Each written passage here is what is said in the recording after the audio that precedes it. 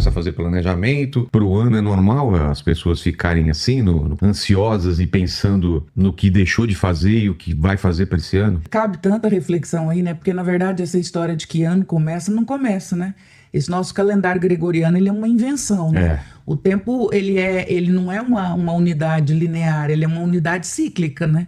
Então, a gente inventou horários, dias, meses, anos, para que a gente pudesse se encontrar em algum lugar com hora marcada. Mas essa noção de tempo, ela não existe.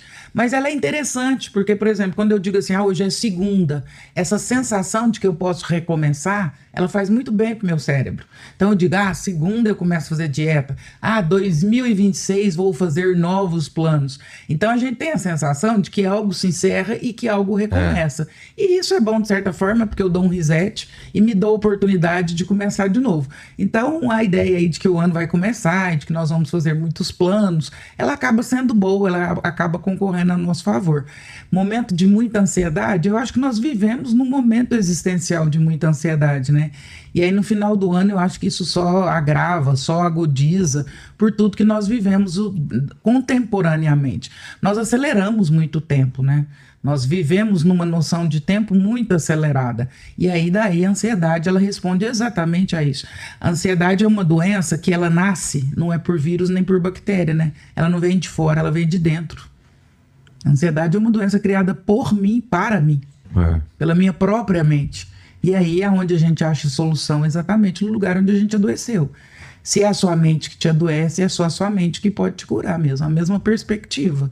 Então a ansiedade vem aí dessa leitura de tempo acelerada que nós estamos vivendo. Vou falar mais disso. E esse livro que você trouxe aí? É um presente para você. Olha aqui. Esse livro é maravilhoso, é Psicanálise para o Dia a Dia. Freud explica e eu traduzo. Quem que foi Freud? Explica para mim.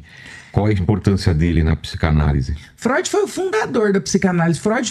Todo mundo às vezes pensa que Freud era psicólogo ou psicanalista. Não era, né? Não, Freud era neurologista. Freud era um médico neurologista. E ele se interessava por outras coisas além da... Ele se interessava muito pela mente, mas a história de Freud é muito interessante porque eu falo que Freud ressignifica a dor dele e cria uma ciência. Freud tem uma questão importante, que na infância ele era judeu e ele viu o pai dele passando por bullying na rua por ser judeu. E aquilo machucou muito ele e aquilo ficou guardado. E por anos ele sonhava com essa história, lembrando do pai dele recebendo pedradas na rua e ele pequeno passando por aquilo. Ali Freud começa a estudar a questão dos sonhos, a questão do inconsciente.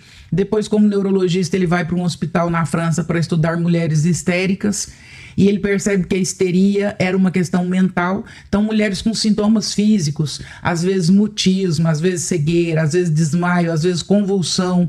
Numa sessão de hipnose, elas voltavam a lembranças e voltavam depois da hipnose curadas daquele sintoma histérico. Então, o Freud é quem pensa primeiro na relação mente-corpo. O que a minha mente é capaz de fazer, inclusive em sintomatologia no meu corpo. E aí ele começa a estudar isso, e é o primeiro a falar sobre o inconsciente, que é essa porção que está aí dentro de nós, que a gente não acessa, mas que determina 90% de tudo que você faz. Imagine que existe dentro de você um software, esse software responde por 90% do seu computador, só que você não controla esse software. Esse é o nosso inconsciente. E o consciente? Qual é a diferença do consciente? Ele que dividiu consciente, inconsciente... O Freud é o primeiro que acessa essa informação. Consciente é a parte visível, é a parte que a gente sabe. É o que você acha que você decide. Por exemplo, o carro que você escolheu, as relações que você escolheu e escolhe, a forma com que você educa seu filho. Tudo isso você acha que está fazendo isso conscientemente. Eu escolhi esse carro por tal... A comida que eu vou comer... Tudo isso tem uma razão inconsciente muito forte. Então, por exemplo, a forma com que você educa seu filho. Se a gente sentar 1h30, 2, eu te mostro que tem tudo a ver com a sua infância. Com aquilo que foi bom e com aquilo que foi ruim na sua infância. Com a forma com que seus pais te educaram, a forma com que você elaborou, o jeito que eles te educaram. Você replica no seu filho a sua percepção, o seu entendimento, a sua tradução da sua infância. Faz sentido. O carro que você escolheu tem muito a ver com tudo que você já viveu na sua história inteira. Os seus relacionamentos, por que eles iniciam e por que eles terminam. Todos têm razões inconscientes muito profundas, muito arraigadas.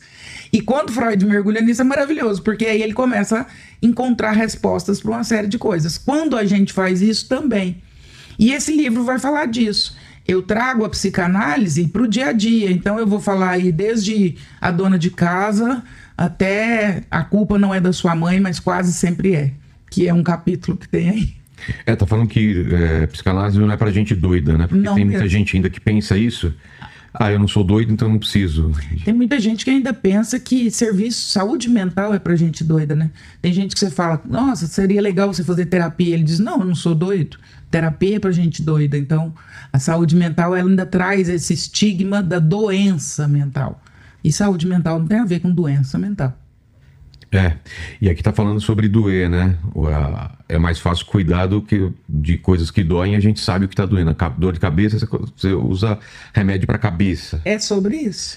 E a dor que você não sabe de onde vem, como que cura? Que acessa, que é a dor da alma. A dor da alma, o nosso corpo, na verdade, ele é uma folha em branco. Ele só traz, ele escreve aquilo que a alma não conseguiu gritar. A nossa alma, ela não fala e a nossa alma, ela não dói. Então, você tem uma questão mal resolvida e você não olha para ela. Daqui a pouco, você desenvolve uma insônia. O seu corpo está escrevendo o que a sua alma está falando. O corpo, ele é uma folha em branco. As doenças, isso já está provado, inclusive, pela OMS, que 85% delas partem de causas emocionais. Então, a minha alma está gritando várias questões. Eu não dou ouvidos. O meu corpo precisa me contar sobre o que a minha alma está dizendo. E aí eu adoeço. A doença, o sintoma, nada mais é do que uma manifestação psíquica daquilo que não é ouvido. Então, a alma precisa ser ouvida. As questões da alma precisam ser ouvidas. O que é alma? Quando você fala alma, você está se referindo ao quê? Ao que a gente é... Em princípio, tem o nosso corpo físico, espiritual, e a alma é o quê? A alma é tudo aquilo que você não acessa, por exemplo, de forma física. Aí nós vamos ampliar o conceito, né? Mas é a nossa personalidade? Pode ser a nossa personalidade, podem ser as nossas lembranças, pode ser a nossa mente, pode ser o nosso inconsciente. É tudo aquilo que está dentro de mim, é essa porção que está em mim e que não é física, e que não é mensurável. Vou pegar de novo o exemplo do seu filho. Você é pai, né? Sim. Vamos lá, vamos supor que seu filho chega da escola e diz, eu estou triste com algo que eu ouvi lá. Alguém falou alguma coisa pra mim. Se ele dissesse, pai, eu tô com a perna doendo, você ia levar no médico, ele ia fazer um raio-x, tá quebrado, não tá quebrado, sai de lá com anti-inflamatório ou com gesso. E se ele diz, eu estou triste, você vai fazer o quê? Fazer mais perguntas. Aí eu acesso a alma. Então a alma é esse lugar que não é físico, que é um lugar metafísico. E que eu preciso acessá-la para poder trazer a cura, o alívio. Então, a alma parte dessa perspectiva, dessa somatória, dessas questões que nos mobilizam, mas que não são mensuráveis, não são visíveis.